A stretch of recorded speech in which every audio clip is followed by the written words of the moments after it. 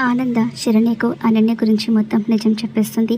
తనకు ఎలాగైనా సరే తన పిచ్చిని వదిలించాలి అని ప్లాన్ చేస్తూ డాక్టర్స్ని పిలిపిస్తూ ఉంటుంది. మీ అక్కకు ట్రీట్మెంట్ ఇప్పిస్తున్నాను అని ఆనంద చెప్పేసరికి అనన్య షాక్ అయిపోతూ ఉంటుంది. శరణ్య, అవునా అత్తయ్య గారు, ట్రీట్మెంట్ ఇప్పిస్తే అక్కకు తగ్గిపోతుందా అని శరణ్య అంటూ ఉంటే, ఖచ్చితంగా పిచ్చి తగ్గిపోతుంది అని ఆనంద అంటూ ఉంటుంది. ఇంతలో ఇక హాస్పిటల్ నుంచి నర్సులు వాళ్ళందరూ కూడా వస్తారు.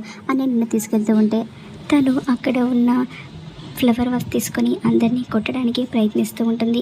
కానీ ఆనంద ప్లాన్తో ఇక నర్సులు తన మీదకి వల వేసేసరికి అనన్య వలలో చిక్కుకుంటుంది. ఇక అనన్యను బలవంతంగా హాస్పిటల్కి తీసుకొస్తూ ఉంటారు.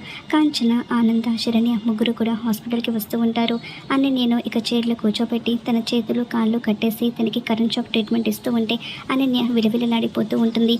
ఆ శబ్దానికి కాంచన కూడా బయట కంగారు పడిపోతూ ఉంటే ఆనంద, శరణ్య మాత్రం తిక్క కుదిరింది అని అనుకుంటూ ఉంటారు.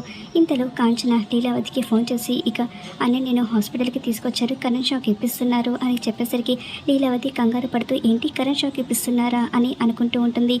మరి లీలావతి హాస్పిటల్కి వచ్చి గొడవ చేస్తుందా? ఆనంద ఎలా సర్ది చెప్తుంది? ఏం జరుగుతుందో చూద్దాం.